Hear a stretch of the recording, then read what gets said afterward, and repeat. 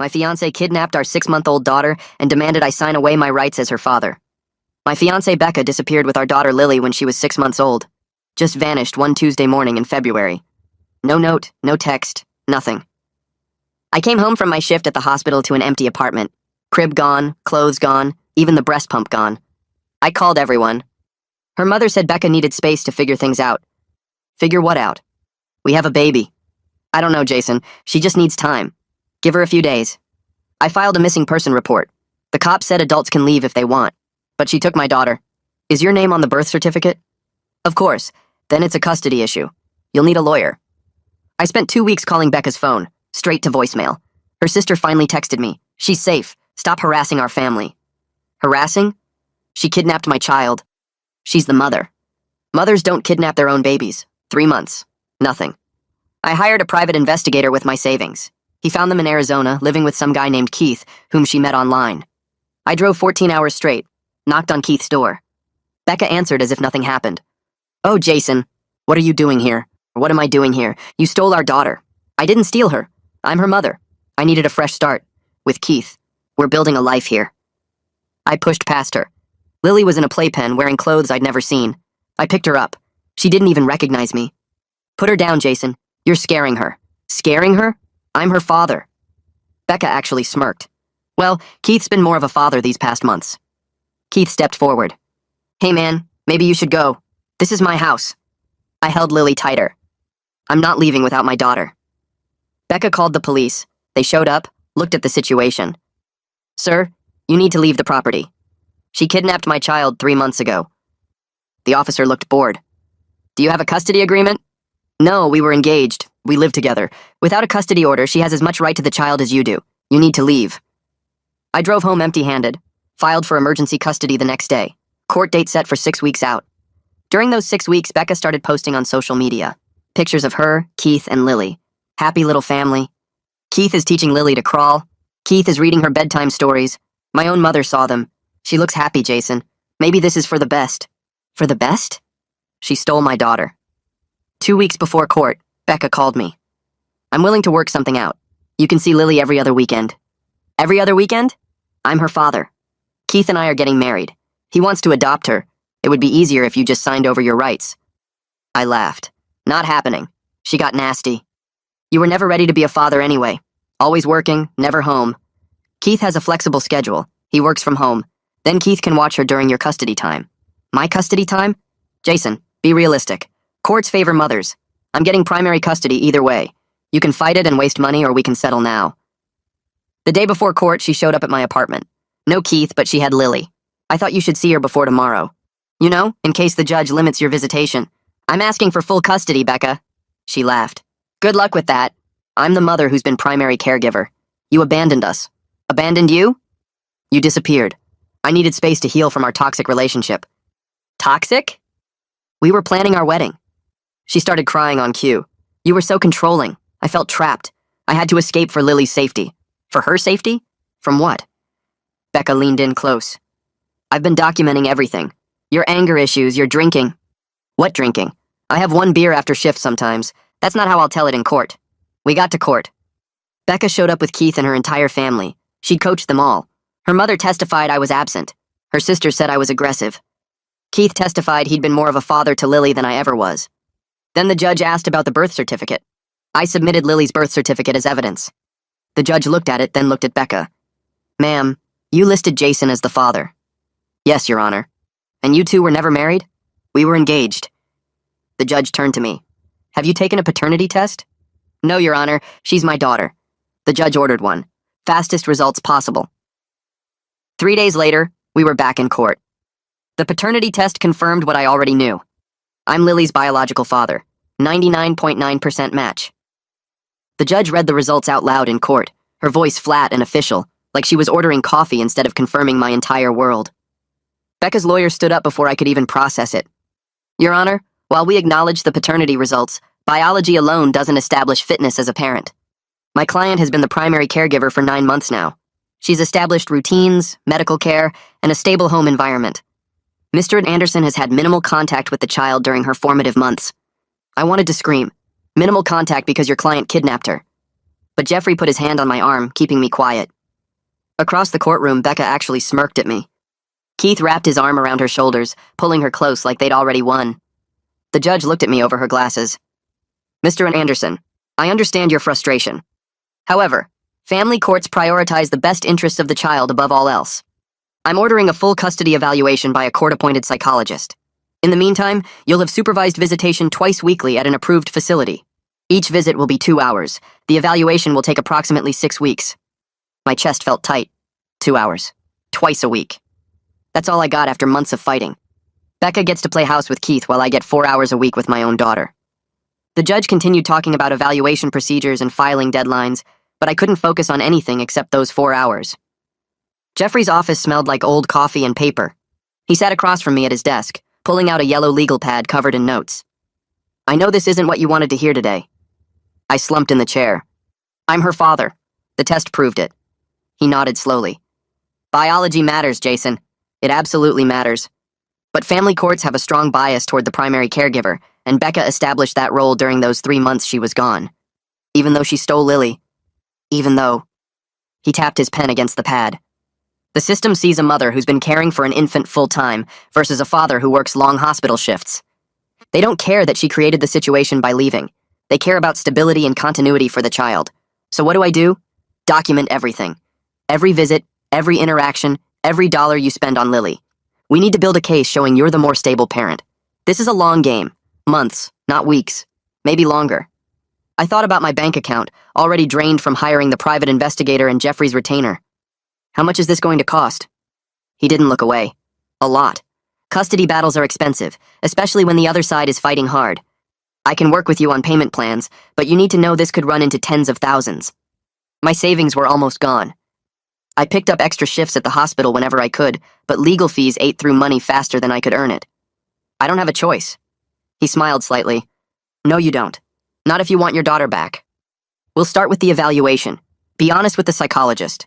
Show them you're committed, stable, and focused on Lily's well-being. Don't badmouth Becca, even though you have every right to. Stay calm, stay consistent, and trust the process. I left his office feeling worse than when I'd arrived. The process. Trust the process.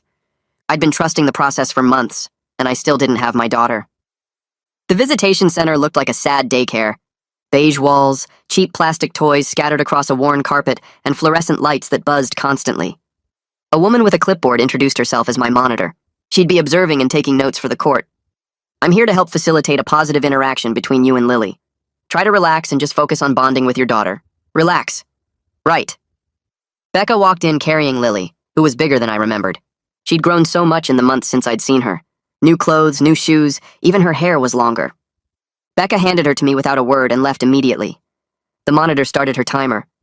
Lily looked at me like I was a stranger. Because I was. I tried to smile. Hey, baby girl, and it's Daddy. She started crying immediately, reaching for the monitor instead of me. My heart cracked right down the middle. She used to fall asleep on my chest every single night. I'd walk her around our apartment at 2 a.m, singing stupid songs until she stopped fussing. Now she didn't even know me. The monitor made a note on her clipboard. It's normal for children to need adjustment time. Just try engaging her with some toys. I sat on the floor, pulling out a plastic stacking ring toy. Lily cried harder. I tried a stuffed animal. She threw it. I tried peekaboo. She turned away from me and crawled toward the monitor, pulling on her pants leg. The woman picked her up gently. Let's try again in a few minutes. She needs to feel safe first. Safe. My own daughter didn't feel safe with me. I spent the next hour and 45 minutes trying everything I could think of. Singing, making funny faces, offering every toy in the room. Lily mostly ignored me, occasionally glancing over but never coming closer. The monitor wrote constantly, her pen scratching across page after page. When Becca came back to pick Lily up, my daughter actually smiled and reached for her mother. The contrast was brutal. Becca took her without looking at me. Same time on Thursday. The monitor touched my shoulder after they left. Don't be discouraged. These things take time. Building attachment after separation is a process. There was that word again. Process. My shift at the hospital started at 6 the next morning. I'd barely slept, replaying every moment of the visit in my head. Lily's crying face. Her reaching for anyone except me. The monitor's notes. I moved through my rounds on autopilot, checking vitals and updating charts. A nurse asked me a question about a patient's medication, and I stared at her blankly for several seconds before my brain caught up. You okay? Yeah, just tired.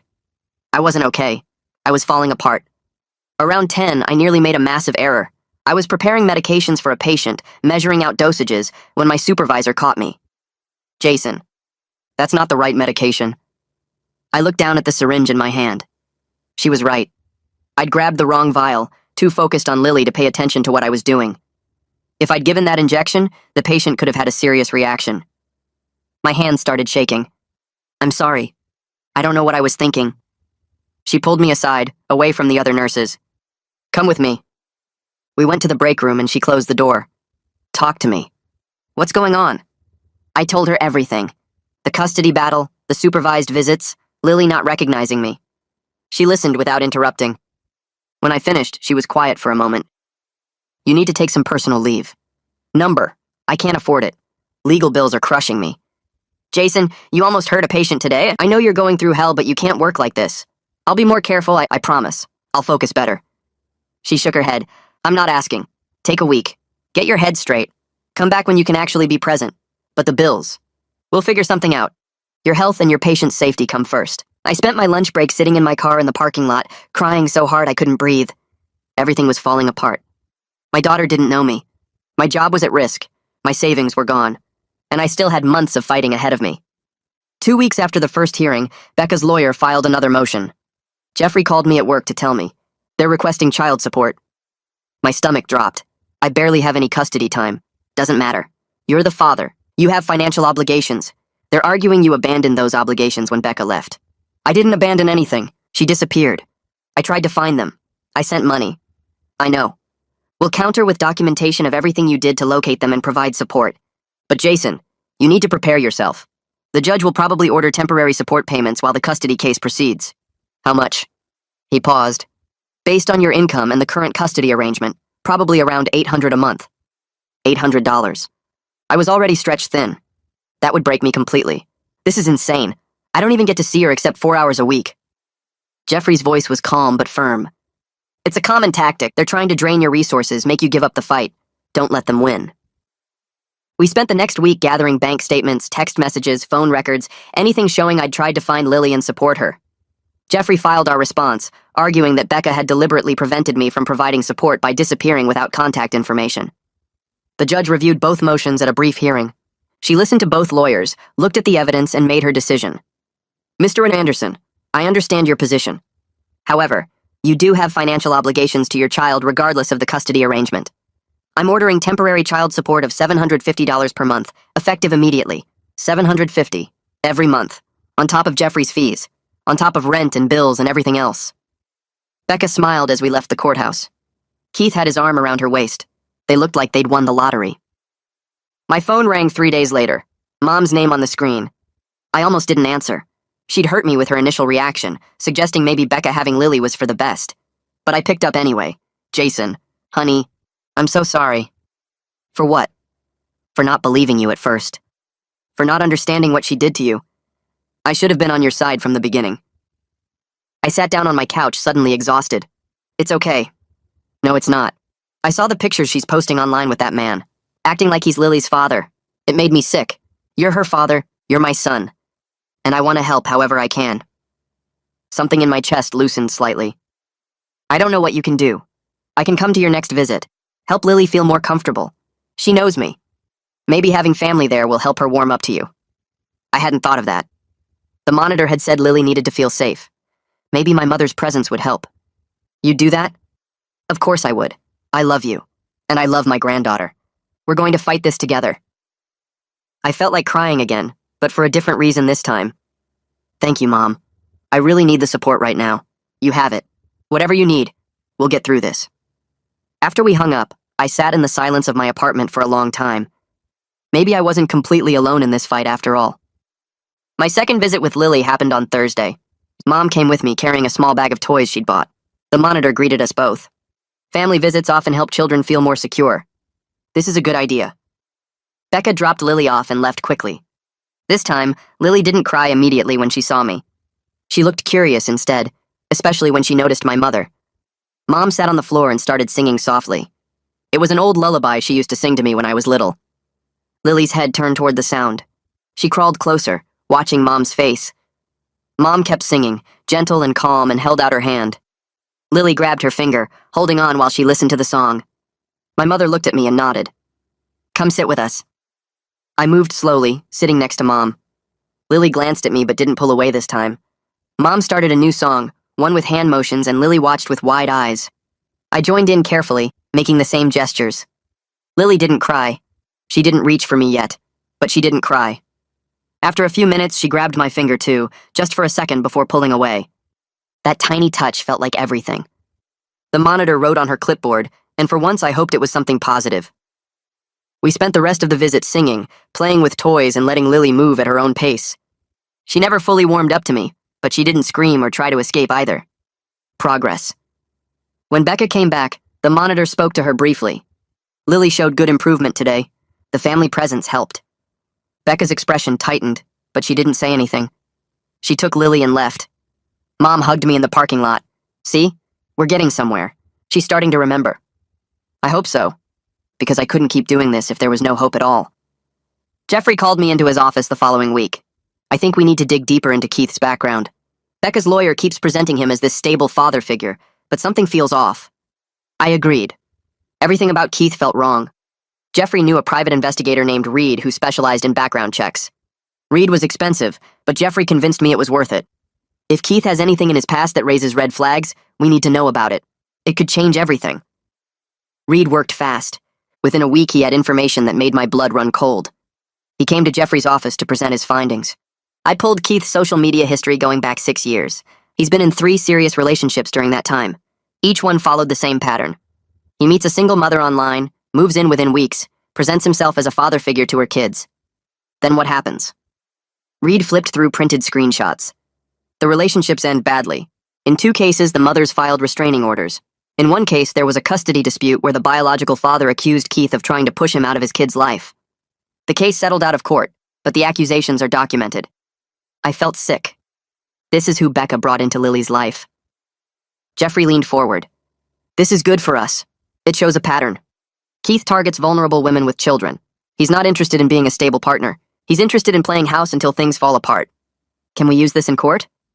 Absolutely. Reed's going to keep digging, but this alone raises serious concerns about Lily's environment. No judge wants to place a child in a home with someone who has this kind of history.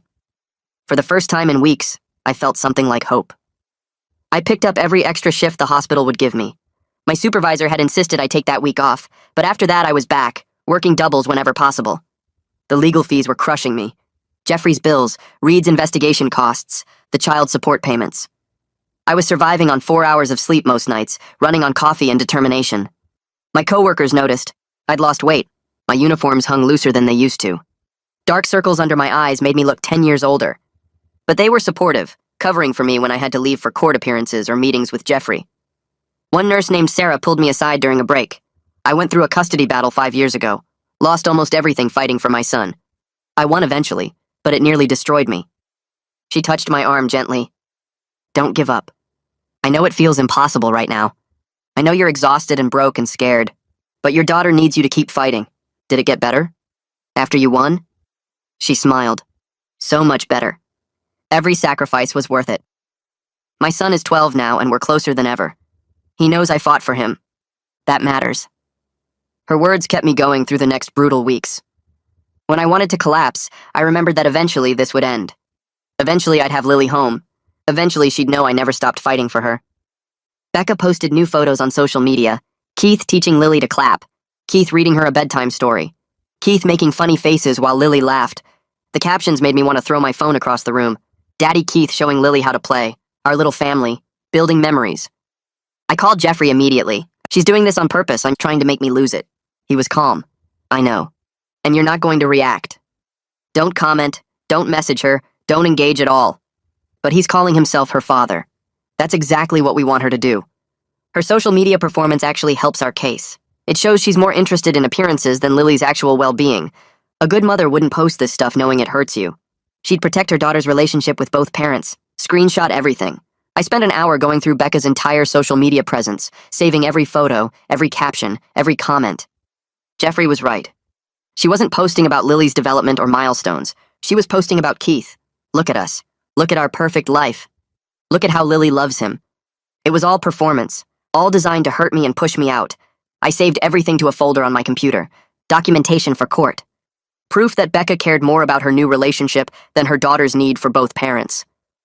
My hands shook while I worked, rage and heartbreak mixing together.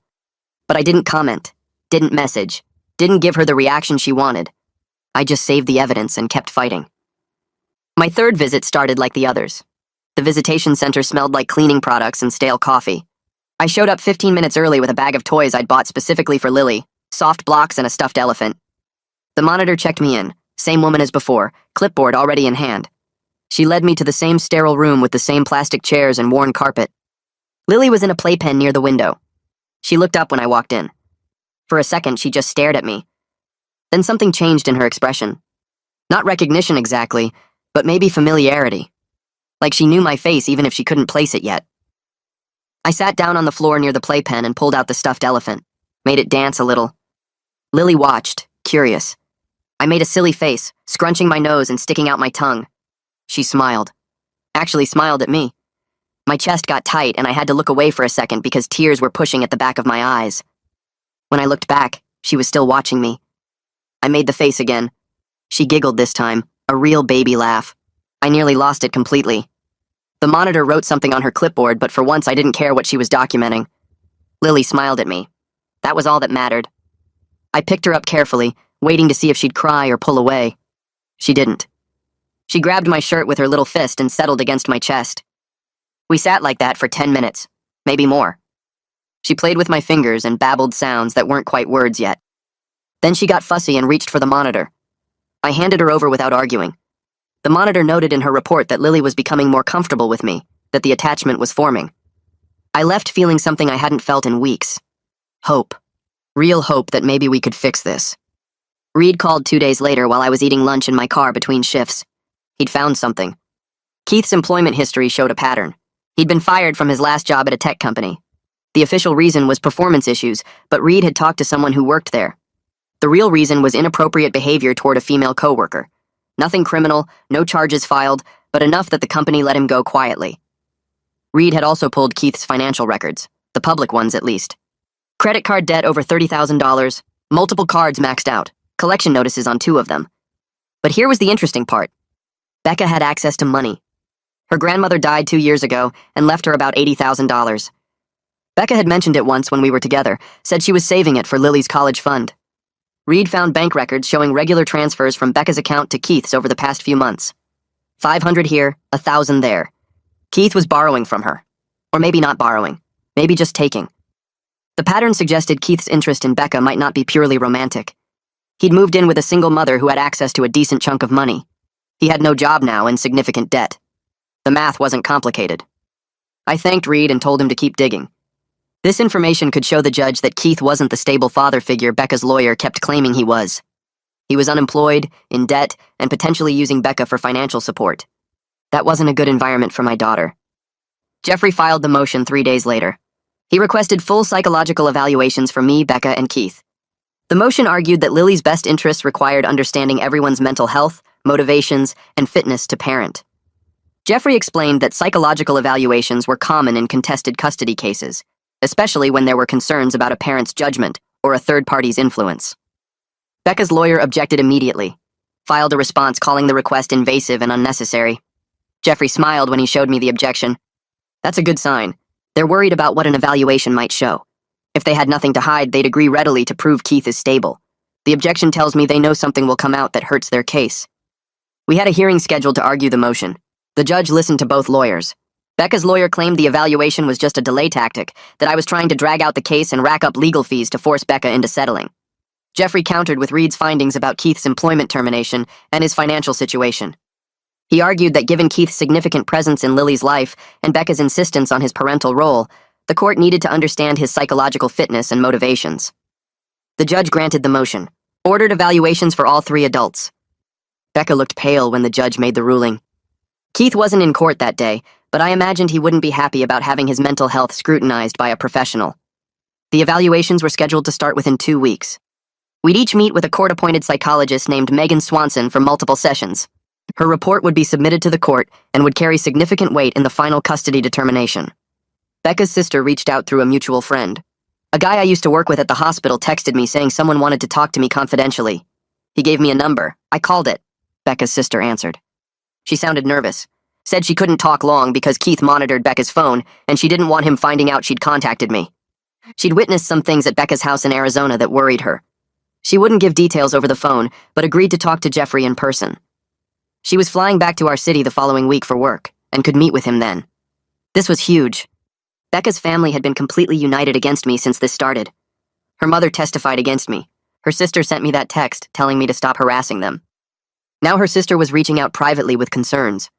Jeffrey said this was the first crack in their united front. Family members turning against each other's testimony was powerful in court. It showed that even people who wanted to support Becca couldn't ignore what they were seeing.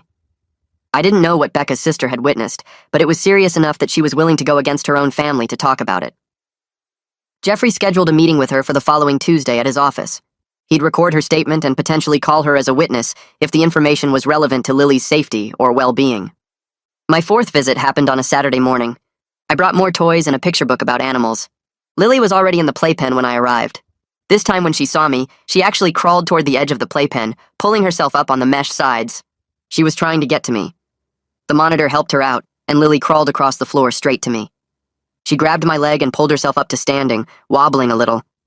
I held her hands to steady her while she practiced standing. She was getting stronger, more confident. We played like that for a while, me helping her stand and walk a few steps before she'd plop down and crawl somewhere else. The monitor actually smiled while watching us. She made notes, but her expression was warm instead of clinical. When the visit ended and I had to leave, Lily cried a little. Not a lot, just some fussy sounds and reaching for me as the monitor picked her up. The monitor said this was actually a good sign. It showed Lily was forming attachment. She was starting to miss me when I left. That was progress. I drove home feeling lighter than I had in months. My daughter was remembering me. She wanted me.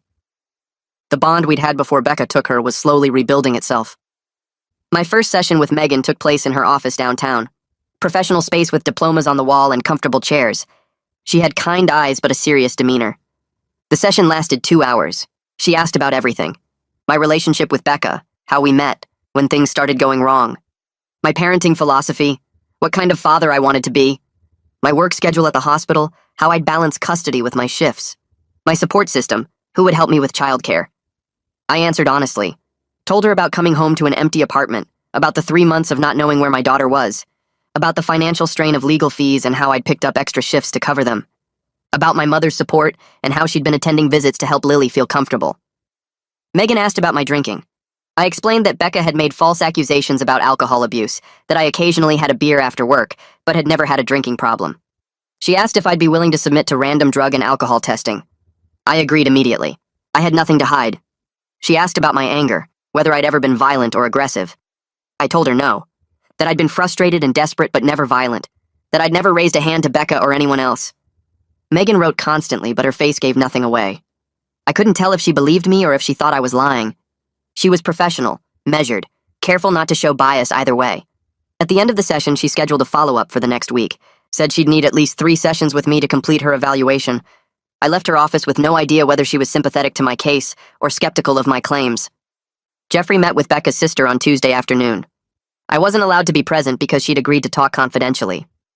Jeffrey called me that evening with an update. What Becca's sister revealed was worse than I'd expected. Keith was controlling about Becca's contact with her family. He monitored her phone constantly, read her texts, checked who she called. Becca seemed anxious all the time, different from how she used to be. Jumpy, nervous, always checking to see what Keith thought before she spoke. Becca's sister had visited them in Arizona twice since they'd moved in together. Both times, Keith was present for every conversation. He wouldn't leave the room even when Becca's sister tried to talk to Becca alone. The sister also witnessed Keith's temper. He got angry when Lily cried or needed attention during meals. He'd yell at Becca to make Lily be quiet. Once he'd slammed his hand on the table so hard the dishes rattled. Lily had cried harder, and Keith had stormed out of the room. Becca apologized for him afterward, made excuses about him being stressed. But her sister saw fear in Becca's eyes. We discussed whether this information was enough to request supervised visitation for Becca as well. Jeffrey thought it might be. If Keith was controlling and had anger issues, and if Becca was too scared or influenced by him to protect Lily, then maybe she shouldn't have unsupervised time either. Not until she got away from Keith, or until Keith completed anger management. We decided to hold off on that motion for now. Let Megan's evaluation process play out first. But we documented everything Becca's sister said, and Jeffrey prepared to call her as a witness if needed. Reed found more records. Court documents from 3 years ago showing Keith had been involved in a custody dispute with an ex-girlfriend. The woman had accused Keith of trying to alienate her from her child, of inserting himself into the parental role and pushing her out. She'd claimed Keith told her daughter to call him daddy, that he made decisions about the child without consulting her, that he tried to control her contact with her own daughter. The case settled out of court, so there was no final ruling, but the accusations were documented in the filings. Jeffrey was excited about this. It showed a pattern. Keith had done this before. He targeted single mothers, moved in quickly, took over the father role, and tried to push out the biological parent. He was doing the exact same thing with Becca and Lily. The pattern was documented proof that this wasn't just about Keith loving Becca and wanting to help raise her child. This was Keith's established behavior. He found vulnerable women with children and inserted himself into their families. Then he worked to eliminate the other parent's role. Jeffrey said this was exactly what we needed to demonstrate to the judge. Keith wasn't a stable father figure. He was someone who exploited family situations for his own purposes. We filed a motion to introduce Keith's prior custody dispute as evidence of his pattern of behavior. Becca's lawyer would probably object, but Jeffrey was confident the judge would allow it as relevant to assessing Keith's fitness and motivations. My 5th visit was on a Wednesday afternoon. I'd requested the day off work specifically for this visit because I didn't want to be rushed or tired. Lily was playing with blocks when I arrived. She looked up and her face lit up. She crawled to me immediately and I picked her up. We played with the blocks together, stacking them and knocking them down. She laughed every time they fell. Then she looked right at me and said it clearly. Dada. My heart stopped. She said it again. Dada. I had to turn away so she wouldn't see me crying. My shoulders shook and I pressed my hand over my mouth to keep from sobbing out loud. The monitor noticed but didn't say anything. Just kept writing. When I could breathe again, I turned back to Lily. She was watching me with those big eyes. I picked her up and held her close. She patted my face with her little hand. Dada. The word felt like healing. Like proof that she remembered me, that our bond wasn't broken, that all this fighting was worth it. My mother had come to this visit too. When it ended, she hugged me in the parking lot. Lily knows who you are. She's remembering. You're her father and she's starting to understand that again. I drove home and allowed myself to cry properly. Relief and joy and grief all mixed together. My daughter called me Dada. After everything, she still knew me. Becca had her evaluation session with Megan 3 days after mine. Jeffrey got a brief update from Megan's office through official channels. Apparently it hadn't gone well. Becca became defensive when asked about why she left without telling me. She'd stuck to her story about needing to escape a toxic, controlling relationship. But when Megan pressed for specific examples of my controlling behavior, Becca struggled. She mentioned me working a lot, being tired when I got home, not helping enough with Lily. None of that was controlling behavior. That was just normal relationship stress. Megan had apparently asked pointed questions about Keith. How long Becca had known him before moving in. Why she'd chosen to leave the state instead of just moving to a different apartment in the city. Whether Keith had influenced her decision to leave. Becca got flustered and defensive. Becca's lawyer tried to spin it afterward, sent a letter to the court claiming the evaluation was biased and that Megan had asked inappropriate questions designed to make Becca look bad. Jeffrey said that was desperation. If the evaluation had gone well, they wouldn't be complaining about the process. The fact that they were trying to discredit Megan before her report was even complete told Jeffrey that Becca knew the evaluation hadn't supported her case. Megan scheduled a second session with Becca to explore these issues further. She wanted to understand Becca's decision-making process and her relationship with Keith more thoroughly. That second session was scheduled for the following week. Jeffrey said multiple sessions with one party usually meant the psychologist had concerns that needed more investigation. It was looking more and more like Megan's report would raise serious questions about Becca's judgment and Keith's influence over her. 2 days after Megan's second session with Becca, a letter arrived at my apartment. The return address showed Becca's mother's name. I stared at the envelope for 5 minutes before opening it. Inside was a single page written in neat handwriting asking if we could meet privately. She suggested a coffee shop downtown and included her phone number. I called Jeffrey immediately and read him the letter. He told me to be careful but agreed I should hear what she had to say. We set up the meeting for that Saturday morning. I arrived early and sat near the back corner where I could see the entrance. She walked in 10 minutes later looking older than I remembered from court. Her eyes were red like she'd been crying. She ordered coffee and sat across from me without saying anything for a moment. Then she apologized. She said she was sorry for not believing me when Becca first left. She admitted she should have known something was wrong when Becca disappeared without warning. She explained that Becca had always been impulsive, but this was different. She looked scared now when she talked about Keith. I asked what she meant by scared. She described visiting them in Arizona and noticing how Becca checked with Keith before answering simple questions. How Keith spoke for Becca when the conversation got uncomfortable. How Becca seemed anxious the entire visit. She said she tried calling Becca last week to talk about coming home, but Keith answered the phone and told her to stop interfering in their family. Then he hung up. She hadn't been able to reach Becca since. She looked directly at me and said she was worried about both Becca and Lily in that house. She asked what she could do to help. I told her Jeffrey would contact her about testifying. She nodded and said she would tell the truth, even though it meant going against her daughter's stated wishes. She stood to leave, but paused. She said Lily deserved better than what was happening. Then she walked out. I sat there finishing my coffee and processing what just happened. Becca's own mother was willing to testify against her living situation. Jeffrey called it a major development when I told him. He scheduled a meeting with her for the following week to get her full statement documented. Jeffrey got word through his contacts that Keith had his evaluation session with Megan. It didn't go well. Keith apparently spent most of the session talking about himself as Lily's real father. He dismissed my role completely and claimed I was just a biological donor who abandoned his family.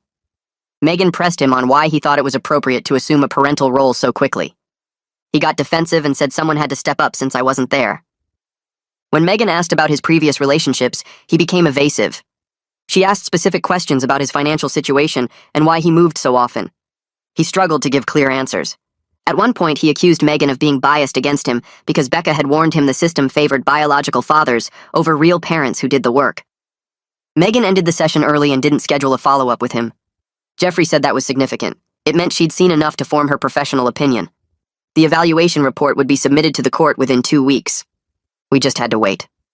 My 6th visit with Lily happened on a Tuesday afternoon. I'd taken the day off work specifically for this visit. When I arrived at the center, Lily was already in the play area. She looked up and her face lit up. She crawled over quickly and pulled herself up using my leg. I helped her stand and held her hands. We practiced walking together across the room. She laughed every time she took a step. The sound made everything worth it. I made silly noises and she giggled harder. She was clearly bonded with me now. The monitor wrote notes and smiled at our interaction. We played with blocks and read books. Lily sat in my lap the entire time. When the hour ended, Becca arrived to pick her up. I watched Lily's reaction carefully. She didn't immediately reach for Becca. She stayed in my arms for a moment, looking between us. Becca's face changed. Her jaw tightened and her eyes got hard. She held out her arms more forcefully. Lily finally went to her but looked back at me. Becca grabbed the diaper bag and left without saying anything. The monitor noted everything in her report. 3 days later, Jeffrey called me at work. Becca had filed a complaint with the visitation center. She claimed I was trying to turn Lily against her. She cited the last visit when Lily didn't want to leave with her. She demanded the center investigate my behavior during visits. Jeffrey wasn't worried. He said this was projection. Becca was insecure about Lily's growing attachment to me and was lashing out. The complaint actually helped our case by showing her instability and poor judgment. The visitation center reviewed all the monitor's notes from my visits. They found nothing inappropriate in my behavior. The monitor had documented natural father-daughter bonding and age-appropriate play. They dismissed Becca's complaint as unfounded within 48 hours. Jeffrey sent me a copy of their response. It stated clearly that children forming secure attachments with both parents were healthy and expected. The complaint went into our evidence file as another example of Becca's attempts to interfere with my relationship with Lily. November turned into December and the holidays approached. I picked up every extra shift I could get at the hospital. I needed money for Christmas presents for Lily, even though I wouldn't see her on Christmas Day itself. The custody arrangement gave Becca all major holidays this year. I worked doubles and covered for other nurses who wanted time off. My paycheck grew, but I was exhausted. One night in the break room, my coworkers asked why I was working so much. I explained about needing money for Lily's gifts. The next day, they passed around an envelope. Everyone had chipped in. There was almost $400 inside. One nurse I barely knew had donated $100 by herself. She pulled me aside and said every child deserves to have both parents fight for them.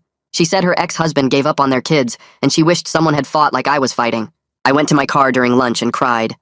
The kindness from people who barely knew my situation made me emotional. I used the money to buy Lily toys and books and clothes. I wrapped everything carefully, even though I wouldn't be there when she opened them. Mid-December, Jeffrey called with an update. Megan had completed her evaluation report and submitted it to the court. We wouldn't see the contents until the hearing scheduled for early January. Jeffrey said the fact that Megan had requested a second session with Becca, but not with me, was potentially a good sign. It suggested she had concerns about Becca that needed more exploration. We spent the next 2 weeks preparing for the hearing. Jeffrey reviewed all our documentation about Keith's background. Reed had compiled everything into a detailed report showing Keith's pattern of targeting single mothers and inserting himself into their families. We had testimony lined up from Becca's mother and sister. We had the visitation center's reports showing my appropriate parenting and Lily's secure attachment to me. We had Megan's evaluation. Jeffrey felt confident but warned me that family court was unpredictable. Judges had wide discretion in custody cases. We just had to present the strongest case possible and hope the judge saw what we saw. My 7th visit fell 2 days before Christmas. I brought all the wrapped presents for Lily. The monitor helped me carry them inside. Lily's eyes went wide when she saw the packages. She crawled over and touched the bright paper. I helped her open each gift. She got excited about the toys and books. We played with everything together. She particularly loved a stuffed elephant that played music when you squeezed it. She hugged it and laughed. I read her new books and she pointed at the pictures. After an hour, she got sleepy. She climbed into my lap and laid her head on my shoulder. I kept reading quietly until she fell asleep. The monitor took photos for the record. These moments were what I'd been fighting for all along. Normal father-daughter bonding, reading together, her trusting me enough to fall asleep in my arms. When the visit ended, I had to wake her gently to hand her back to Becca. She rubbed her eyes and reached for me as Becca took her. I told her I loved her. She said something that sounded like "love you back." I drove home and allowed myself to feel hopeful about the upcoming hearing. The hearing was scheduled for January 8th. I requested the day off work weeks in advance. Jeffrey and I met at the courthouse an hour early to review our strategy one final time. Megan would testify first about her evaluation findings. Then we'd present evidence about Keith's background and testimony from Becca's family members. Becca's lawyer would try to discredit everything, but Jeffrey was ready to counter. We walked into the courtroom together. Becca was already there with her lawyer. Keith sat in the gallery behind her. The judge entered and called the hearing to order. Megan was sworn in and took the witness stand. Jeffrey asked her to summarize her evaluation findings. She spoke clearly and professionally. She stated that I demonstrated appropriate parenting skills during her evaluation. She noted my genuine attachment to Lily and my commitment to her well-being. She observed that I had stable employment and housing. She said my support system was strong with my mother's involvement. Then she turned to her concerns about Becca's situation. She noted Becca's defensiveness during both evaluation sessions. She said Becca's explanations for why she left were inconsistent and suggested possible coercion or outside influence. She raised concerns about Keith's boundary issues and the inappropriate speed at which he'd assumed a parental role. She stated that Keith's behavior during his evaluation raised red flags about his motivations and his understanding of healthy family dynamics. Megan testified that in her professional opinion, Lily's best interest would be served by increasing my custody time significantly. She recommended transitioning to unsupervised visitation immediately. She suggested working toward shared custody with equal time. Most importantly, she stated that Keith should not be allowed to interfere with my parental relationship with Lily. She said his presence created an unhealthy dynamic that prioritized the adult's relationship over the child's need for both biological parents. Becca's lawyer stood to cross-examine. She tried to suggest that Megan's evaluation was biased. She asked if Megan had considered that Keith was simply being protective of his new family. Megan responded calmly that protective behavior didn't include dismissing a biological father's role or attempting to replace him. She said Keith's behavior showed poor boundaries and concerning patterns. The lawyer asked if single mothers weren't allowed to move on and find new partners. Megan said of course they were, but new partners needed to respect existing parental relationships and not attempt to erase them. The judge thanked Megan for her testimony. I could see the judge was taking her professional assessment seriously. Becca looked pale. Her lawyer whispered urgently to her. Keith shifted in his seat, looking angry. Jeffrey squeezed my arm under the table. This was going better than we'd hoped. The judge cleared her throat and shuffled papers on her bench. She looked directly at me. Mr. Anderson, based on the evaluation findings and testimony presented today, I'm ordering unsupervised visitation effective immediately. You'll have your daughter every Saturday from 9 in the morning until 5 in the evening. No monitor, no restrictions. I felt my chest tighten with relief. 8 hours alone with Lily every week. The judge continued speaking. We'll reconvene in 2 months to discuss permanent custody arrangements. Both parties should prepare for that hearing with updated documentation. Court is adjourned. The gavel came down. Jeffrey grabbed my arm and squeezed hard. Becca stood abruptly, her chair scraping loud against the floor. Her face was red and twisted. She turned to her lawyer and started talking fast, her hands moving in angry gestures. Keith appeared from the gallery and followed them into the hallway. I could hear his raised voice through the door. Jeffrey packed his briefcase slowly, giving me time to process. You did it. First major victory. Unsupervised visits mean the court trusts you. I nodded but couldn't speak yet. My mother hugged me from behind. I'm so proud of you. When can we see her? This Saturday. I get her this Saturday. I walked out of the courtroom and saw Keith arguing with Becca's lawyer near the elevators. His face was purple with anger. Becca stood between them, looking small and defeated. I turned away and headed for the stairs instead. Saturday morning arrived freezing cold with clear blue skies. I'd barely slept the night before, too nervous about my first unsupervised visit. I pulled up to the exchange location at 8:50, 10 minutes early. Becca's car was already there. She got out holding Lily bundled in a pink coat I'd never seen before. Lily saw me and smiled. Dada. My heart nearly exploded. I walked over and took her from Becca's arms. She came willingly, grabbing my jacket collar. I have her back by 5. Becca's voice was flat and cold. I know. 5 o'clock. Becca stared at me for a long moment. If anything happens to her, nothing will happen. She's my daughter. Becca got in her car and drove away without looking back. I buckled Lily into the car seat I'd bought and installed yesterday. She kicked her feet and babbled. We drove to the park near my apartment. The playground was mostly empty this early. I lifted Lily out and set her on the ground. She walked now, steady and confident. She headed straight for the swings. I followed and lifted her into the toddler swing. She laughed when I pushed her gently. Higher. No one was watching us. No monitor taking notes. No one judging every interaction. Just me and my daughter at the park on a Saturday morning. I pushed her for 20 minutes until my arms got tired. She didn't want to stop. More, Dada, more. Okay, a few more minutes. Then we'll go play on the slide. I took out my phone and snapped photos. Lily smiling on the swing. Lily pointing at a bird. Lily picking up leaves. I sent 3 pictures to my mother. She responded immediately with heart emojis and crying faces. After the playground, we walked around the park. Lily picked up sticks and rocks. She said new words constantly. Dog, tree, car, ball. I repeated everything back to her, encouraging her vocabulary. We found a bench and shared the snacks I'd packed. Apple slices, crackers, juice box. She ate messily, getting crumbs everywhere. I didn't care. At noon, we drove through for lunch. Lily ate chicken nuggets in her car seat while I drove us to a different park across town. She fell asleep on the drive. I parked and let her nap, sitting in the driver's seat and watching her breathe. Her face looked peaceful, relaxed. She woke after 40 minutes and we played at the second playground. She was braver here, climbing higher, going down bigger slides. I stayed close but let her explore. A few other parents arrived with their kids. They smiled at us. Normal Saturday morning at the park, just a dad with his daughter. Nothing unusual, nothing supervised. At 3 o'clock, Lily started getting cranky. Time to head home. I drove back toward the exchange location, taking the long way. She fell asleep again in her seat. I pulled into the parking lot at 4:50. Becca's car wasn't there yet. I kept driving around the block, not wanting to wake Lily early. At 4:58, I parked and gently unbuckled her. She stirred but didn't wake fully. Becca pulled in at 5 on the dot. I got out holding Lily. Becca walked over and reached for her. How was she? Perfect. We had a great day. Any problems? No problems. She ate well, took 2 naps, played at the park. Becca took Lily from my arms. Lily woke up and looked confused. Mama? Yeah, baby, we're going home now.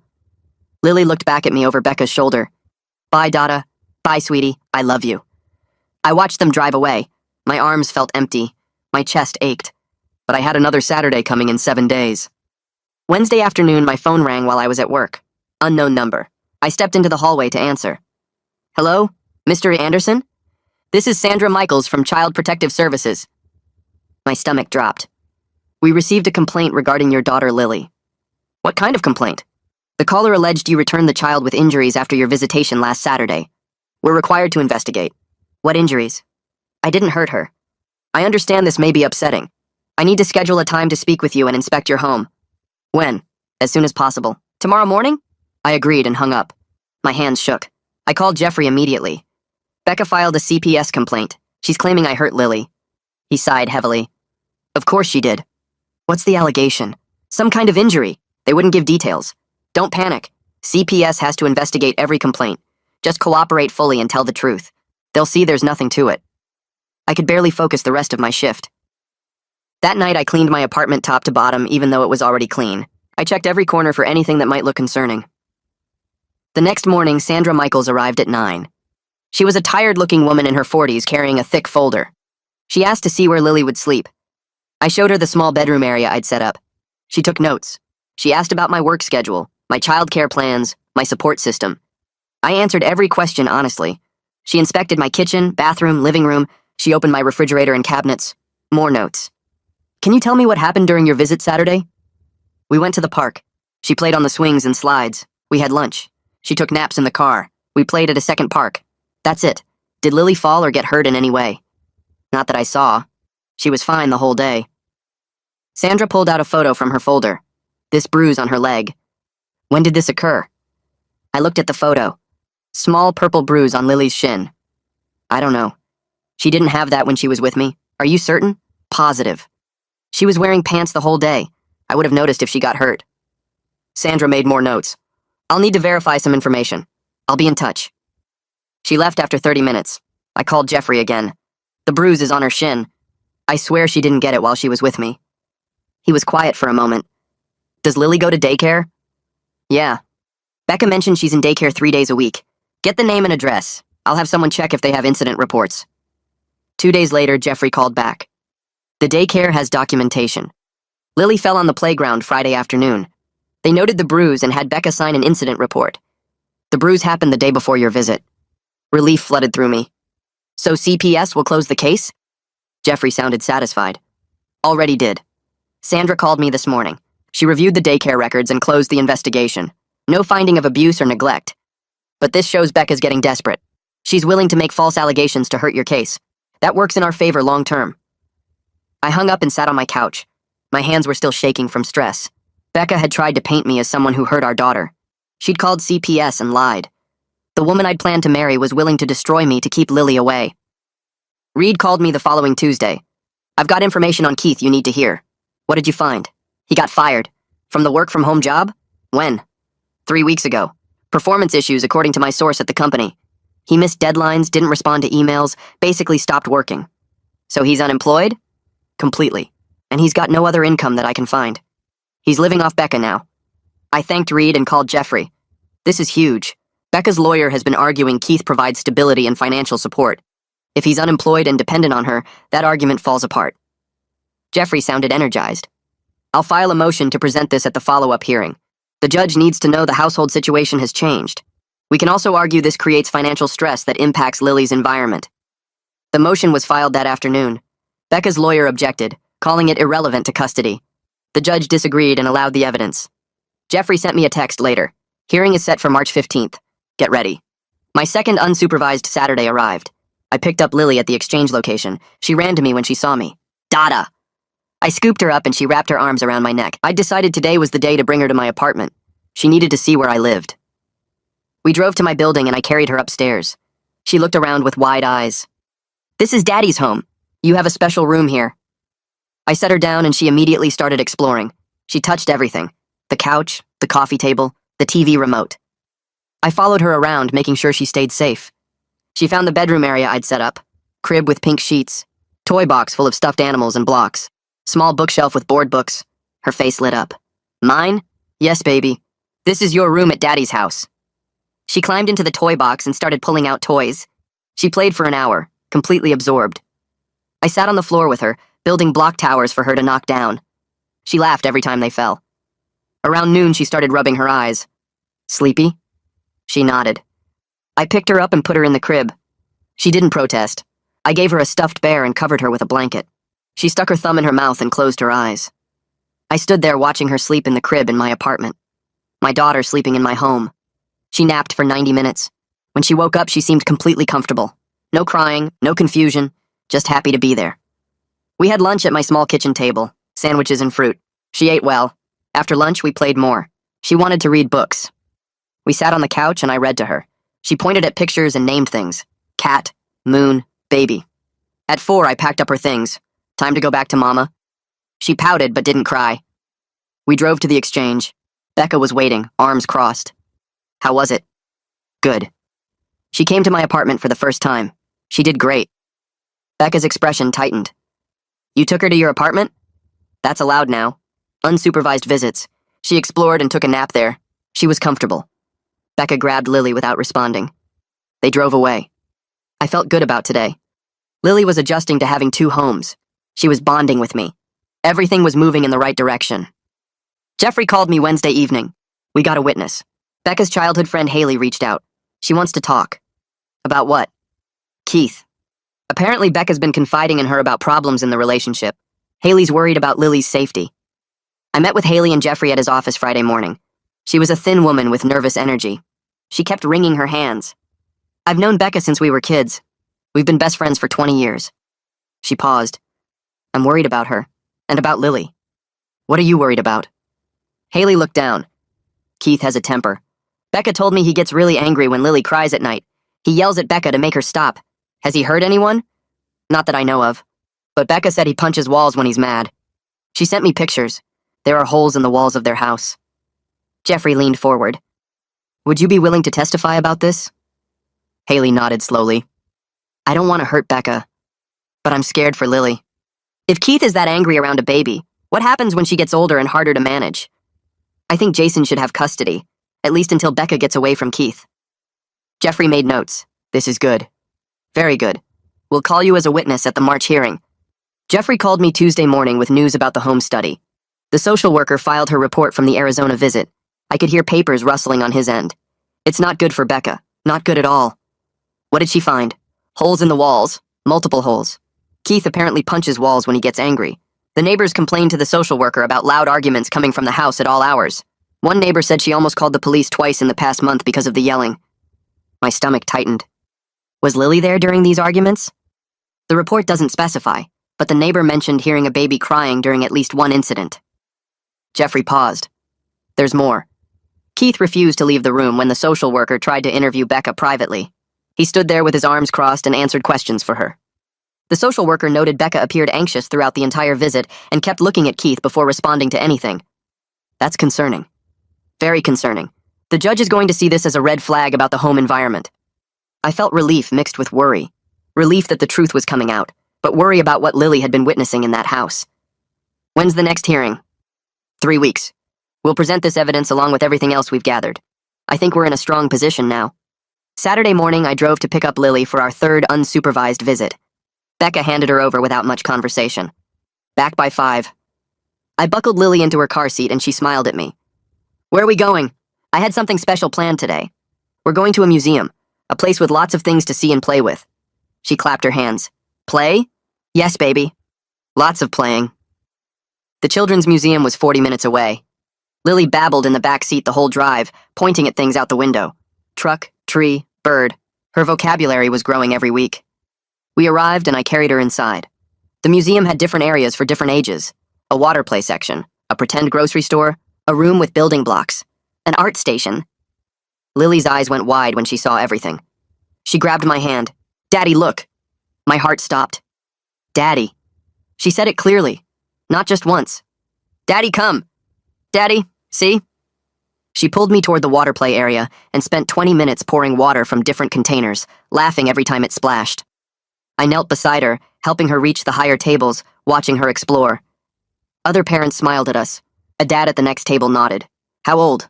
Almost 1. She's very verbal for her age. Thanks. She's smart. We moved to the pretend grocery store. Lily pushed a tiny shopping cart around, putting plastic food in it. She handed me a plastic banana. For you, Daddy. Thank you, sweetheart. She beamed. We played there for another 30 minutes. She was so engaged, so happy. Her personality was really showing now. Confident, curious, silly. She made faces at herself in a mirror and giggled. At the art station, I helped her make handprints with washable paint. She got more paint on herself than the paper, but she loved it. Daddy, messy. Yes, you're very messy. Good thing we can wash it off. We ate lunch at the museum cafe. Lily sat in a high chair and ate chicken nuggets and apple slices. She fed me bites of her food. Daddy, eat. I ate the soggy nugget she offered and made exaggerated happy noises. Delicious. She laughed. After lunch, we went back to the play areas. Lily ran from one thing to the next, calling for me to follow. Daddy, come. Daddy, watch. Every time she said it, I felt grateful and sad at the same time. Grateful for this time with her. Sad about everything I'd missed. Her first words. Her first steps. Months of her growing and changing while I fought just to see her. She'd been 6 months old when Becca left. Now she was almost 1. I'd missed half her first year. But I was here now. That's what mattered. We stayed until 3. Lily started getting tired, rubbing her eyes and moving slower. Time to go, baby. She didn't protest. I carried her to the car and she fell asleep before we left the parking lot. I drove back carefully, checking on her in the mirror. At the exchange, Becca was waiting. Lily woke up when I unbuckled her. She reached for me. Daddy. Becca's expression changed. She's been saying that all day. She said it maybe 50 times. Becca took Lily without responding. They drove away. I sat in my car for a minute. Today had been perfect. Lily knew who I was. She wanted to be with me. We were building something real. Wednesday afternoon, Jeffrey called again. Becca's lawyer reached out about settlement. They want to negotiate? Looks like it. They're proposing shared custody with Lily, primarily in Arizona, but increased visitation for you. Maybe every other weekend and some holidays. I leaned back in my chair. They know they're losing. That's my read on it. The home study was bad for them. The psychological evaluation raised concerns. They're trying to salvage what they can. What do you think I should do? Jeffrey was quiet for a moment. Honestly, I think you should push for primary custody. The evidence we have about Keith's behavior, the holes in the walls, his controlling attitude, all of it suggests Lily isn't safe in that environment. If you settle now, you're accepting a situation that could be harmful for your daughter. But it's your decision. I thought about Lily calling me daddy, about her laughing and playing, about the neighbors hearing arguments and a baby crying. No settlement. We push for primary custody. Good. I was hoping you'd say that. I'll let them know we're not interested in their offer. The following week, Jeffrey set up a meeting at his office for settlement negotiations, despite my decision to push for primary custody. Becca's lawyer insisted. Jeffrey explained they might improve their offer, and it was worth hearing them out. I arrived at Jeffrey's office at 10 on Tuesday morning. Becca was already there with her lawyer, a thin man in an expensive suit. We sat across from each other at the conference table. Jeffrey started. My client is willing to discuss shared custody arrangements. Becca's lawyer jumped in. We're proposing Lily remain primarily in Arizona where she's established, with your client having expanded visitation. Every other weekend, alternating holidays and 2 weeks in summer. I shook my head. That's not acceptable. Lily should live primarily with me. I have stable employment, stable housing, and no concerning home environment issues. Becca spoke up. You work long shifts. Who's going to watch her while you're at the hospital? My mother. Daycare. I have support and resources. Unlike your situation where Keith punches holes in walls. Becca's face reddened. That was one time. He was frustrated about work. One time? The social worker found multiple holes. Neighbors reported loud arguments. Jeffrey held up his hand. Let's stay focused. My client is offering shared custody with Lily living primarily with him. Becca would have regular visitation. But there's one condition. Becca looked at Jeffrey. What condition? Lily can only stay with you when you're living separately from Keith. You need to establish your own residence without him. Becca stood up. Absolutely not. Keith is my partner. We're building a life together. He loves Lily. Jeffrey's voice was calm. The home study raised serious concerns about his presence and behavior. My client won't agree to any arrangement that puts Lily in that environment. Then we have nothing to discuss. Becca's lawyer tried to intervene. Let's take a break and reconvene. Maybe we can find middle ground. I stood too. There's no middle ground here. Lily's safety isn't negotiable. If Becca won't leave Keith, then we'll let the judge decide. And based on the evidence, I'm confident about that outcome. Becca grabbed her purse. You're being unreasonable. I'm being a father. Something Keith will never be to my daughter. We left the conference room. The negotiations were over. That afternoon, Reed called. Remember how I've been digging into Keith's background? Yeah. What did you find? I found someone who knows him. A guy named Christopher who lived in the same neighborhood as Keith about 3 years ago. Christopher has information. What kind of information? Keith moved in with a single mother in their neighborhood. Christopher watched the whole thing unfold. Keith isolated her from friends and family, controlled her money, eventually drained her savings and moved on to the next relationship. Christopher says it's a pattern. He targets vulnerable women with kids. Reed paused. Christopher is willing to testify about what he witnessed. That's huge. Can you send me his contact information? I want Jeffrey to talk to him. Already done. I sent everything to Jeffrey an hour ago. He's setting up a call with Christopher tomorrow. Thank you, Reed.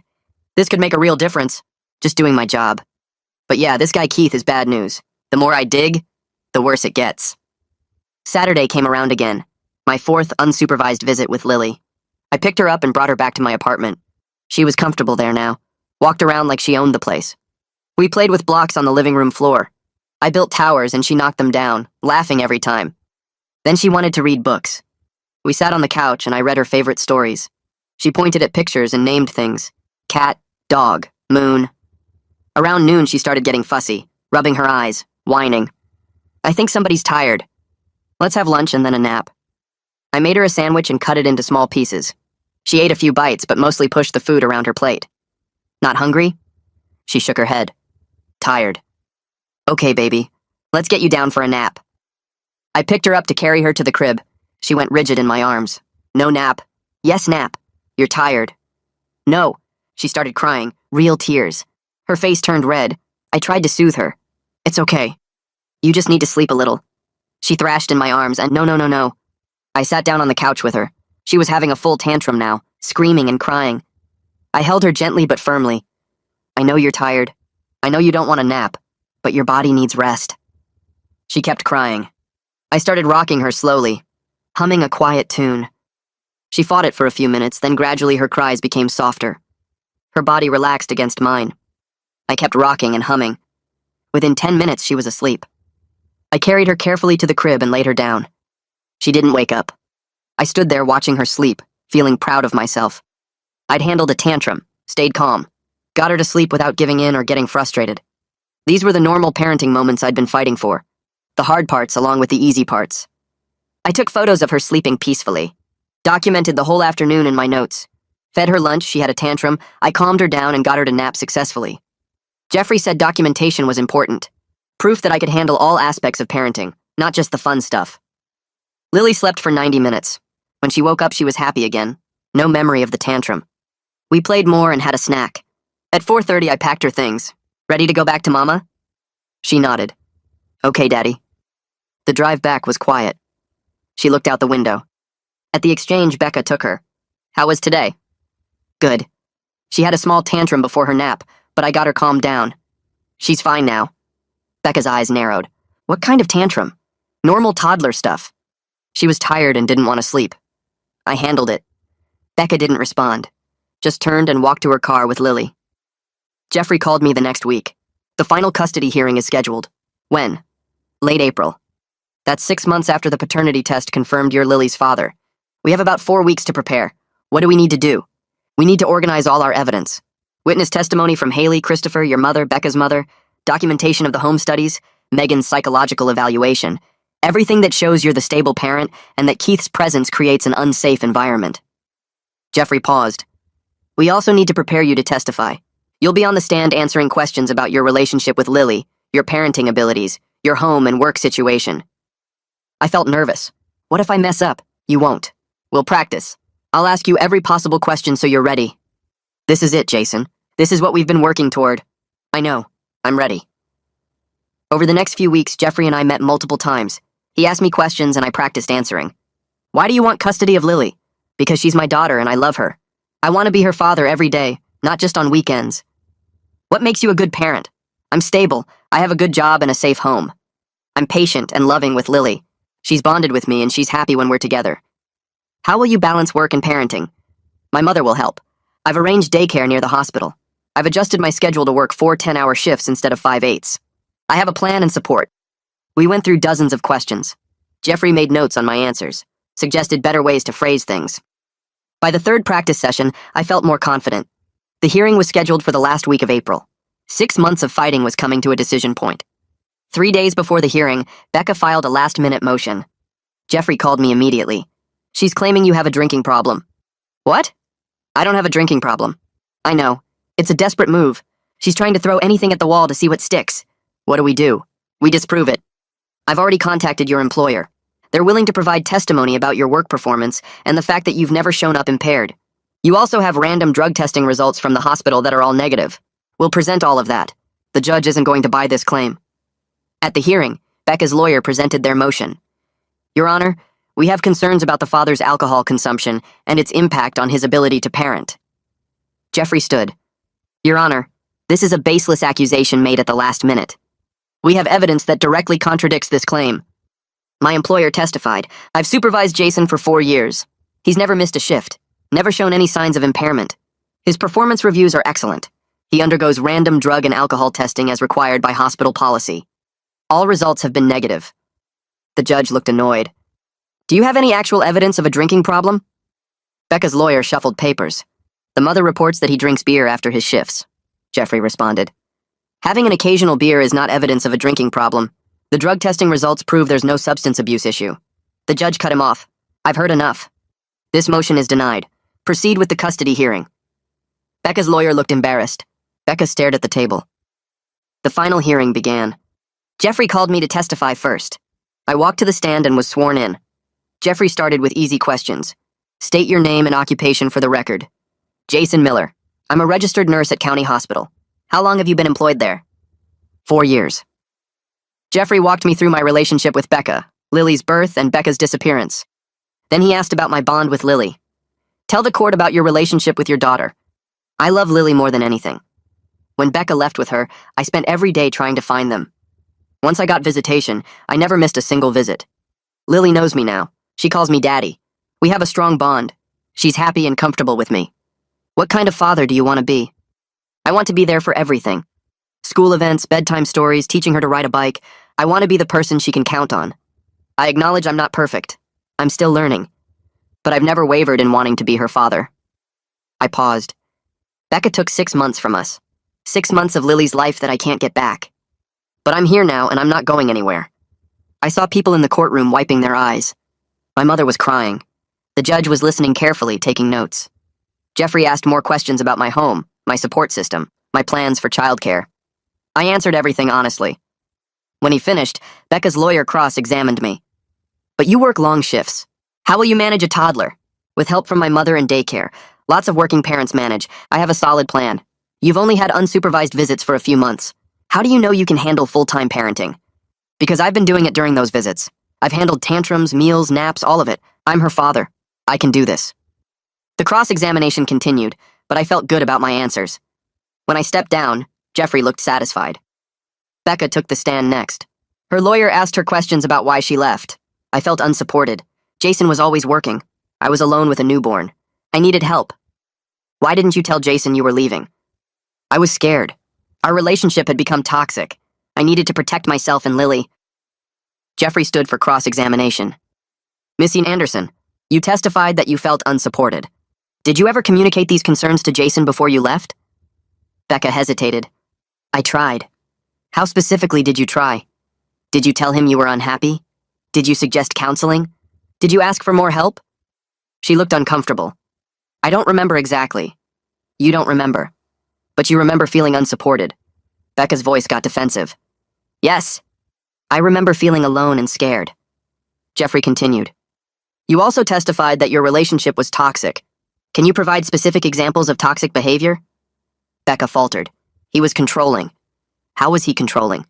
Did he restrict your activities? Monitor your communications? Prevent you from seeing friends or family? She glanced at Keith in the gallery. He just was. Jeffrey pressed. You can't provide specific examples because there aren't any, correct? The relationship wasn't toxic. You simply wanted to be with Keith. Objection. Becca's lawyer stood. The judge sustained it, but the damage was done. Jeffrey moved on. You're currently living with Keith, correct? Yes. The home study found holes in walls from Keith punching them. Are you concerned about that behavior around your daughter? Becca's eyes filled with tears. That was one incident. He was frustrated. One incident? The social worker found multiple holes. Neighbors reported loud arguments with a baby crying in the background. How is that a safe environment? I don't know. Her voice was small. You're prioritizing your relationship with Keith over your daughter's relationship with her father, aren't you? Number. Then why did you refuse to consider living separately from Keith during settlement negotiations? Because Keith is my partner. So yes, you're prioritizing him. Becca started crying. I'm trying to do what's best for Lily. Jeffrey's voice was firm. What's best for Lily is having a stable home with her father. A home without holes in the walls and loud arguments. No more questions. Becca stepped down, looking shaken. The judge gathered her papers and stood. We'll take a 15-minute recess while I review the materials. Court rose as she left through the door behind the bench. I sat back down between Jeffrey and my mother, my hands shaking. Jeffrey leaned over and squeezed my shoulder without saying anything. My mother grabbed my hand and held it tight. I could feel her trembling, too. Across the aisle, Becca sat with her lawyer, dabbing at her eyes with a tissue. Her mother sat behind her, looking uncomfortable. Keith wasn't in the courtroom anymore. He'd been asked to leave after he started yelling during testimony about how the system was rigged against men like him. The bailiff had escorted him out while he shouted about his rights. The irony wasn't lost on me. I checked my phone. Nothing important. Just a text from a coworker asking how it went. I couldn't respond yet. Didn't know what to say. The 15 minutes felt like 15 hours. I watched the clock on the wall tick forward. My leg bounced up and down. Jeffrey put his hand on my knee to stop it. "Sorry," I whispered. He shook his head like it was fine. The door behind the bench opened. Everyone stood as the judge returned to her seat. She had a stack of papers in front of her now. She put on her reading glasses and looked out at the courtroom. Her face gave nothing away. I held my breath. "In the matter of custody of the minor child Lily Anderson," the judge began, "I've reviewed all evidence submitted, including the home study reports, psychological evaluations, witness testimony, and documented history of both parents' involvement in the child's life."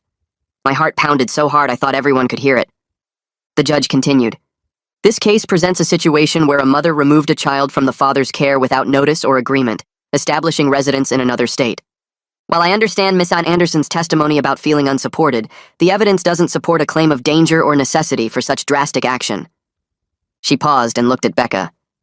"Taking a child from their other parent without communication or legal process is not acceptable, regardless of the parent's relationship status." I felt a tiny spark of hope. The judge shuffled her papers. "However, I must also consider the child's current attachments and stability. Lily has been in Ms. Anderson's primary care for several months now. That said, the evidence shows Mr. Miller has consistently sought to maintain his parental relationship despite significant obstacles." She looked directly at me. "Mr. Miller has demonstrated commitment to his daughter through these proceedings. He has maintained employment, completed parenting classes, participated fully in supervised visitation, and shown appropriate parenting skills during evaluations. The psychological evaluation indicates he has a secure attachment with Lily and poses no risk to her well-being." My mother squeezed my hand harder. The judge turned to Becca. "Miss Anderson's living situation raises concerns. The home study documented property damage consistent with anger management issues from her partner. Multiple neighbors reported loud arguments. Missy Anderson's partner inserted himself into a parental role inappropriately quickly and demonstrated boundary issues during evaluation." She took off her glasses. "Most concerning is Miss Anderson's continued prioritization of this relationship over co-parenting cooperation with Mr. Miller.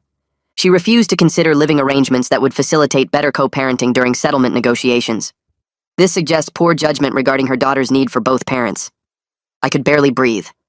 Therefore, the judge said, "I'm ordering primary physical custody be placed with Mr. Miller." The words hit me like lightning. I gasped. My mother started crying beside me. Jeffrey gripped my shoulder.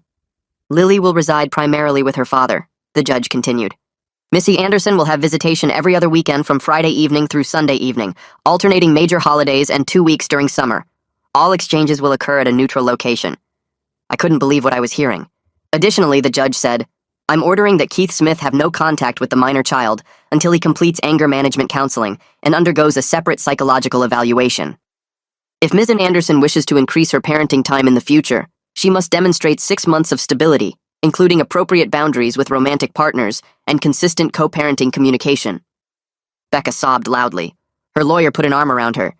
"Miss Anderson will continue supervised visitation for the first month under this new order," the judge said. "After that, if visits go well, supervision will be lifted. Mr. Miller will arrange appropriate childcare during his work hours. A transition plan will be implemented over the next 2 weeks with daily visits to help Lily adjust to the change in primary residence." She looked at both of us. "I expect both parents to prioritize this child's well-being over their personal conflicts. Lily deserves to have a relationship with both of you. Mr. Miller, do you understand this custody order?" I tried to speak, but my voice cracked. "Yes, Your Honor, I understand." My hands were shaking.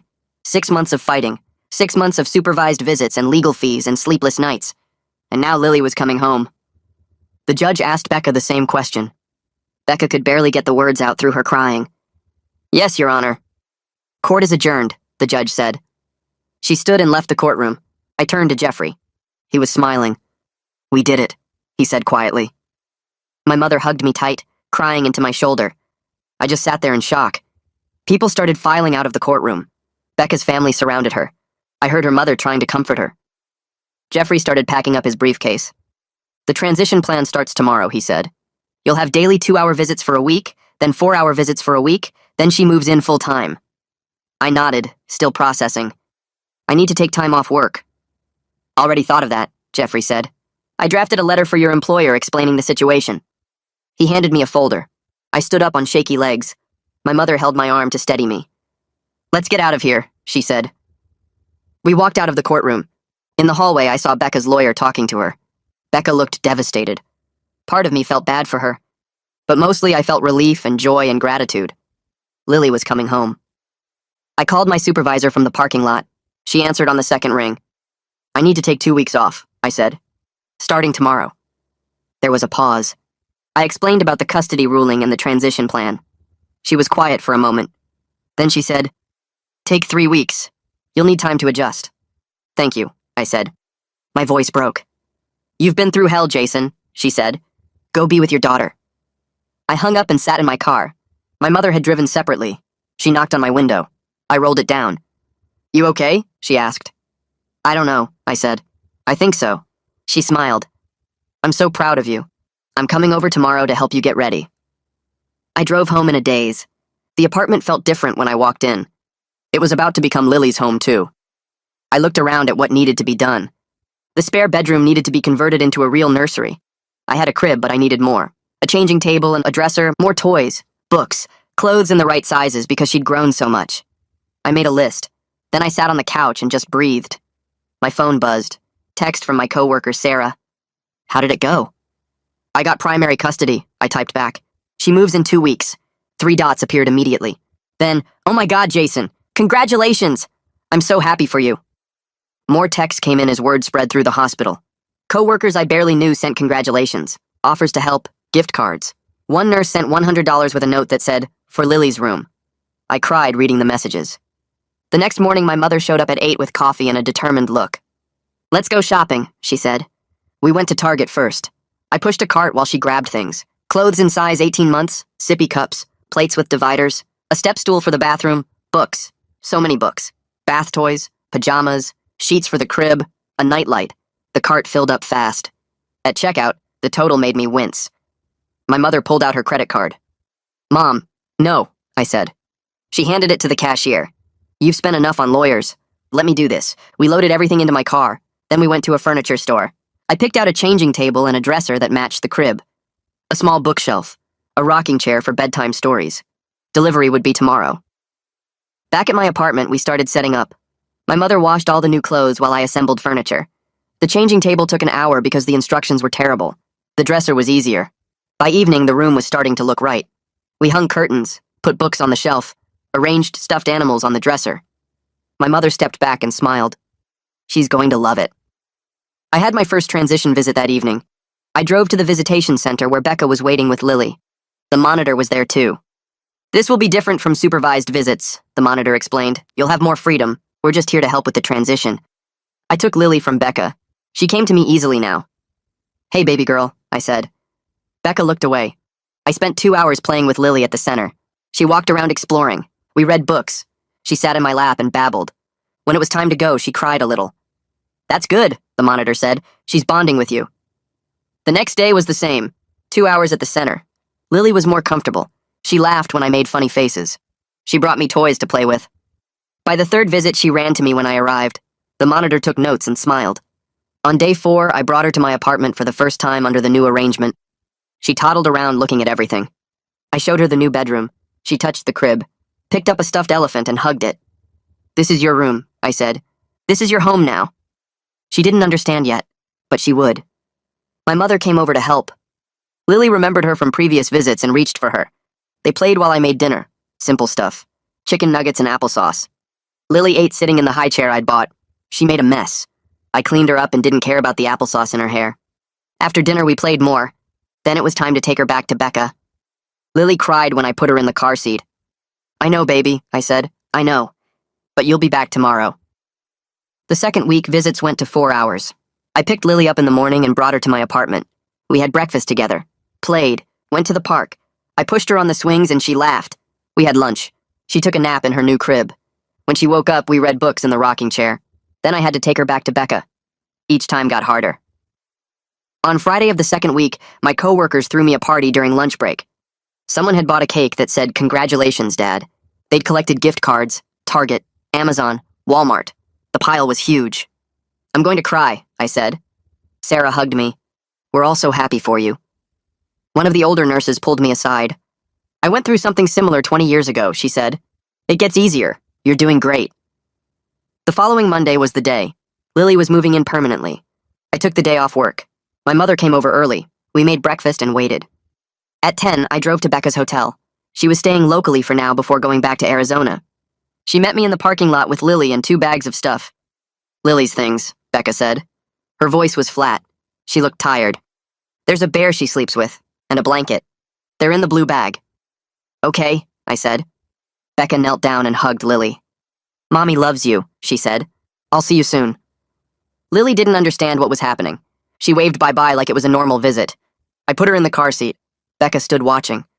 For a second, I almost felt sorry for her. Then I remembered she'd taken Lily from me without warning, that she'd tried to make Keith replace me. I drove away.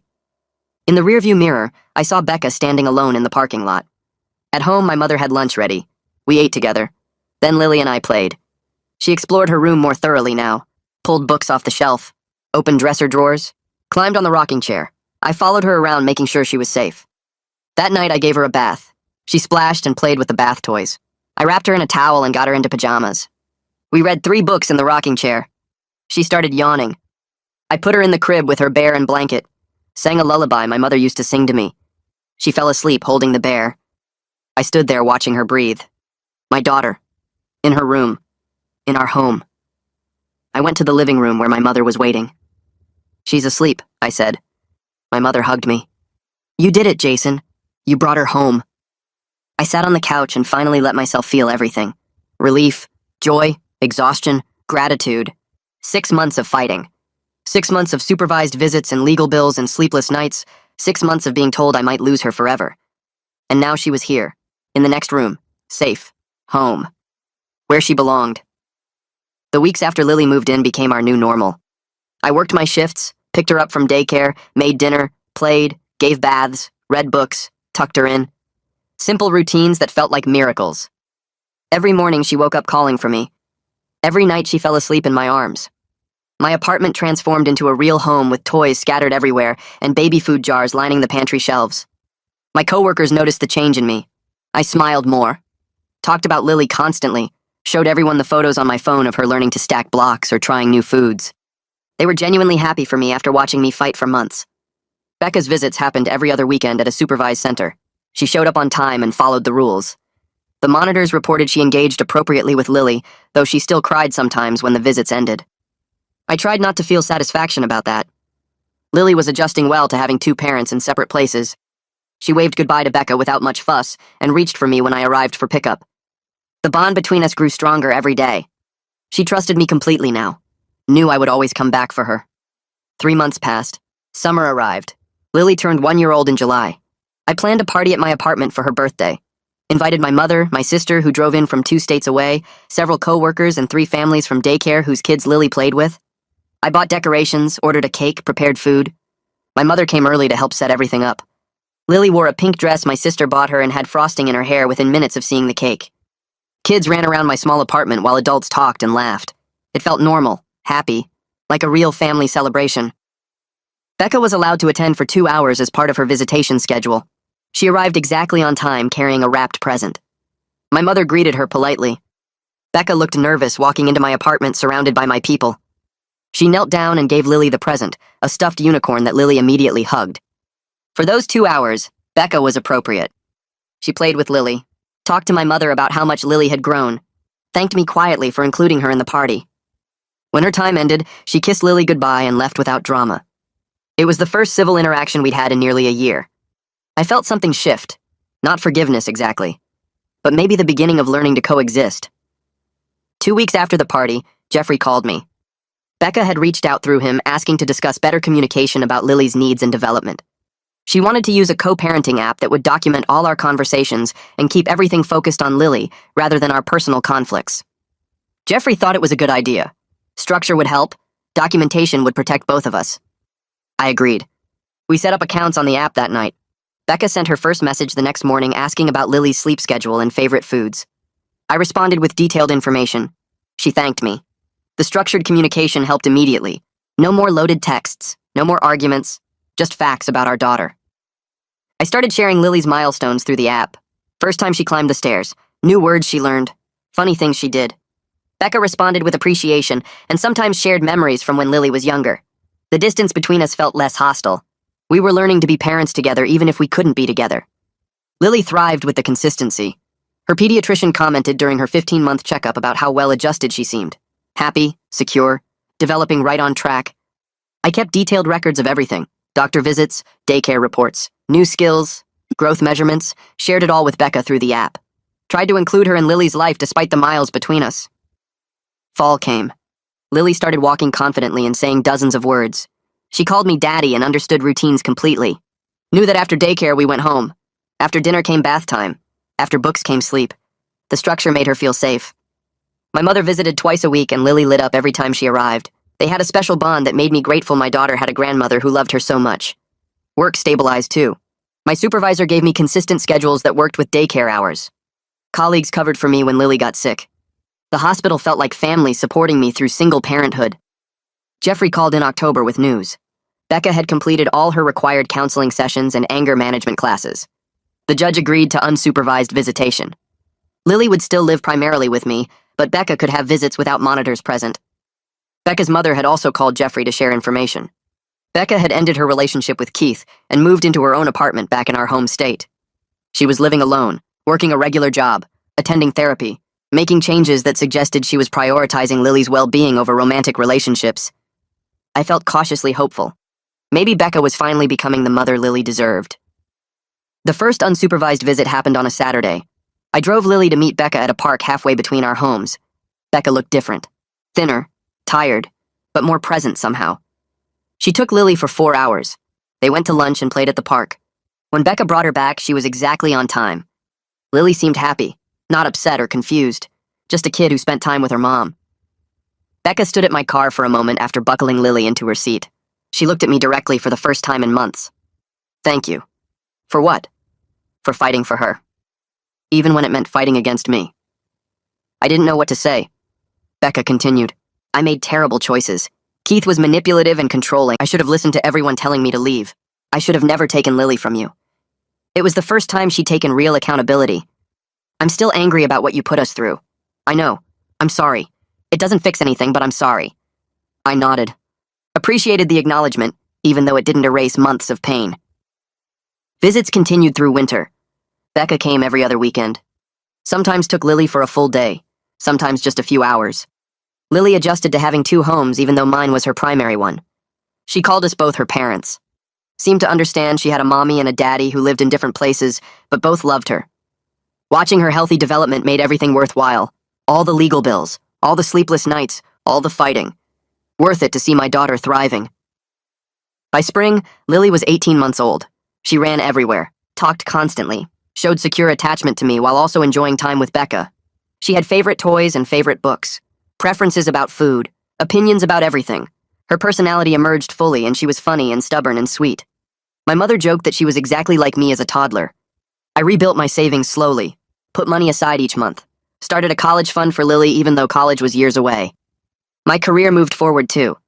The hospital offered me a promotion with better pay and more regular hours. I accepted. Life stabilized into a routine that worked with Lily at the center of everything. Looking back on the past year felt surreal. 12 months ago, I was desperate and terrified, fighting a system that seemed designed to keep fathers from their children, spending every dollar I had on lawyers, wondering if I would ever get my daughter back. Now she slept in the next room, woke up calling for me every morning, knew I was her home. I was proud I never gave up even when everyone told me to accept defeat. Even when the odds seemed impossible. Lily would grow up knowing her father fought for her, that she was always wanted and always loved. Becca and I would never be friends. Too much damage, too much pain, but we were learning to coexist respectfully for Lily's sake, using the app to communicate, keeping visits consistent, putting our daughter first. That was what mattered most. Not our failed relationship, not our anger at each other, just Lily. Healthy and happy and safe, finally home where she belonged.